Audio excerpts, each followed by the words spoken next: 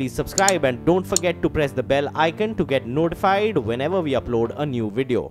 From now, we will hear Prime Minister Modi address the gathering in that keynote speech at Davos. Let's see if we can connect with Shireen, who's been speaking to the biggest voices and getting us all the latest insights and some beautiful scenery from Davos. Hi, Shireen. Hi guys, yes, we don't have to wait very long. That's the introduction by Klaus Schwab, the founder of the World Economic Forum, as he gets ready to introduce Prime Minister Modi, currently underway. The Prime Minister will be addressing the World Economic Forum's annual summit. And what I have gathered here in my conversations with global investors and domestic investors who were some of them who were part of the dinner with the Prime Minister last night, is that they continue to be excited about the India story. They continue to be committed to the India story. And the conversations with the Prime Minister at dinner last night were about the reforms that the government has decided to undertake. But one message to Prime Minister Modi, which was very clear, and I've heard this from several people who were at the dinner, was let there be stability. Don't tinker too much, especially when it comes to taxes. Let there be stability. That was one of the messages that was sent out there from investors to Prime Minister Modi. I think what we can expect today from the Prime Minister is a reiteration of the fact that the Indian economy, while it has gone through a period of slower growth, is an economy that will continue to see growth. It will be driven by consumption. It's a big market. It has several advantages that global as well as domestic investors can capitalize on, that the government is committed to the reform agenda. The government is committed to ensuring that it sticks to the path of fiscal consolidation, because there have been concerns, and some of those were raised even yesterday apparently, on whether ahead of state elections as well as the general election, we could see the possibility of more fiscal profligacy and less fiscal discipline. And I think those are going to be some of the issues that the Prime Minister does address, including things like India's improvement on the ease of doing business, record FDI flows, etc. What's going to be important, and again, a lot of global investors told me this, that they would like the Prime Minister to utilize this opportunity and this platform to really position India as a global leader. There is a leadership vacuum, and we saw the Chinese premier do this here when he was in Davos, position China as the ambassador for globalization, given the fact that President Trump is talking about moving out of multilateral agreements and so on and so forth. And so they would like to hear from Prime Minister Modi on his vision for India in the context of the global economy, in the context of global trade. So I would imagine that that is again going to be something that the Prime Minister does talk about. All eyes now on him. He's going to be in Davos at 3 p.m. this afternoon. Right after his speech, he will meet with the World Economic Forum's governing council. He will meet with some CEOs as well. And then he stops in at the India lounge that's been set up before he flies back to Delhi. Okay, Shireen, thanks very much for getting us that heads up. We are counting down to that all-important address. It's just any while now, in just a few moments. So on that note, we will take your leave on closing bell. But do stand by, because we're getting you that speech from Prime Minister Modi live on the other side.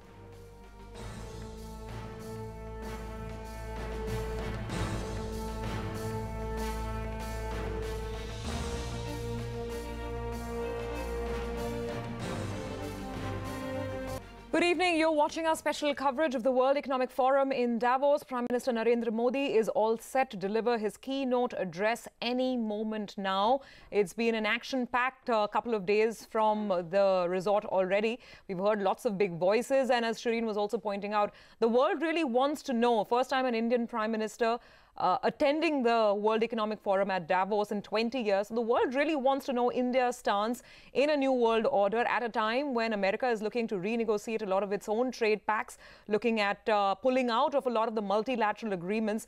So how does India look at things like market access? What about growth concerns? And of course, the economic reforms process and Mr. Modi's views on that. So obviously, it's going to be a very, very interesting keynote speech. Let's see if we can head across to Davos now.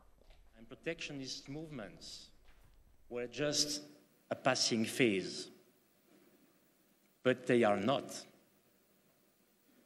Economic good news stories must not blind us. We need to tackle far-reaching structural problems. And the lesson of the last 2 years is clear and still applies. The mainstream of society must see society as being fair, otherwise it will use its veto. There is only one solution: to remove the underlying causes of that unease, resentment, and anger. To have a policy of social inclusion, ranging from educational opportunities for everybody to a social state that mobilizes people's talents, to a fiscal policy that allows us to invest in social cohesion. Our continued openness to the world and the will to cooperate internationally can only be guaranteed if people do not feel powerless. Our societies can only function if people feel that they can control developments like globalization or immigration. The US political theorist John Ekenberry reminds us of the formula for success in the post-war years.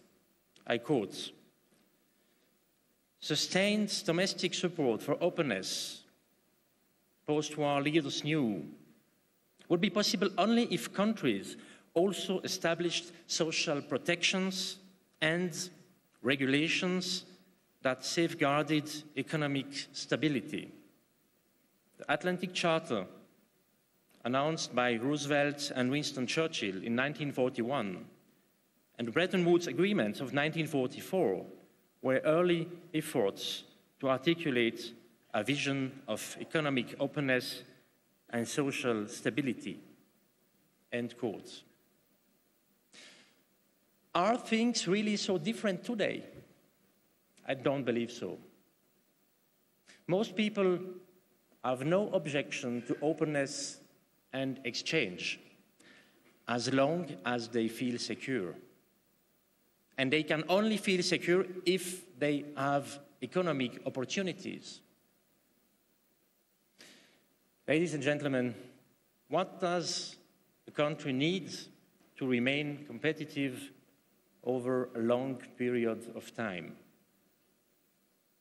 Stability and functioning institutions, good infrastructure, an educational system that produces innovative minds, and above all, equal opportunities.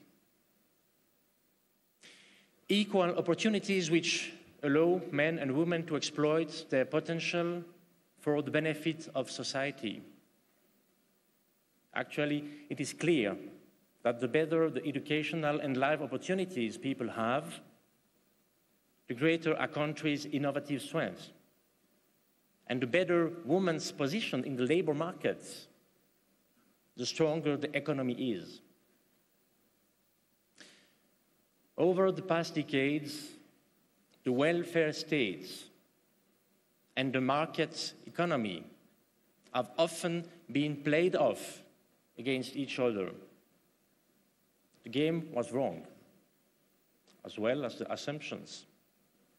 After all, uncertainty and social injustice do not lead to economic prosperity.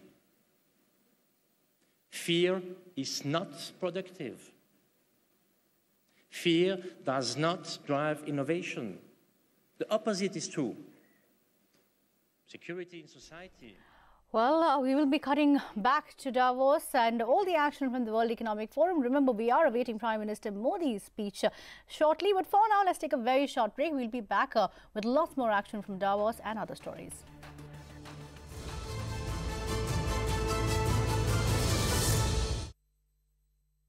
Welcome back. You're watching a special coverage of the World Economic Forum 2018 in Davos. Now remember, the Prime Minister Narendra Modi is set to deliver his keynote address any minute now. We are keeping an eye on that event, and the moment Prime Minister begins his address, we will cut across to it. For now, let's have a look at all the other big interactions from Davos.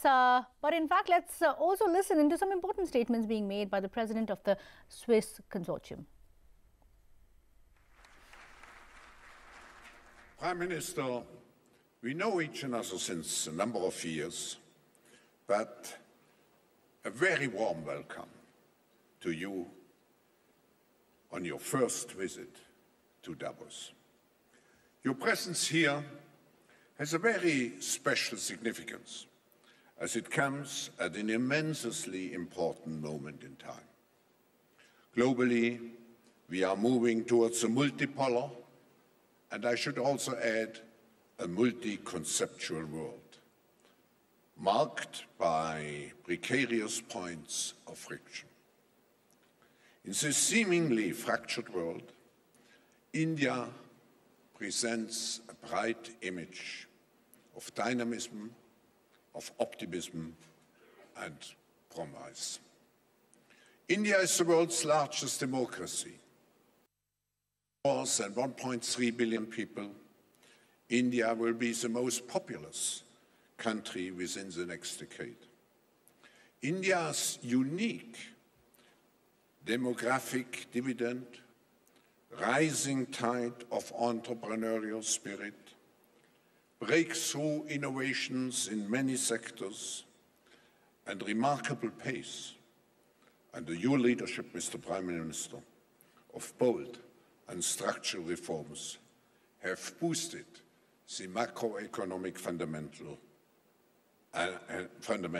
and enhanced India's long-term economic outlook and, of course, provides a great investors' opportunity. Under your leadership, Prime Minister, India is expanding its influence in a wide range of global initiatives, including the Paris Agreement, Climate Agreement, and the International Solar Alliance. India is guiding the world on how high-tech technological advancement, such as space mission, can coexist with grassroots innovation, social entrepreneurship, such as the BHIM mobile app, which is greatly advancing India's digital payment ecosystem. India's philosophy of the world is one family, Vasu Daiva Kutum Bakum, that you often quote is closely aligned to the theme of this year's annual meeting, and today we all are looking forward to hearing you about your vision for India, for the world, and for India's role in the world. Personally, I would like to thank you for your country's continuous support of the World Economic Forum for nearly 4 decades, and, as evident here in the room, for the strong Indian delegation, which has become a tradition, a delegation of government and business leaders, and for many projects and initiatives. We have your support, and ladies and gentlemen, please welcome His Excellency, the Honorable Prime Minister of India, Narendra Modi.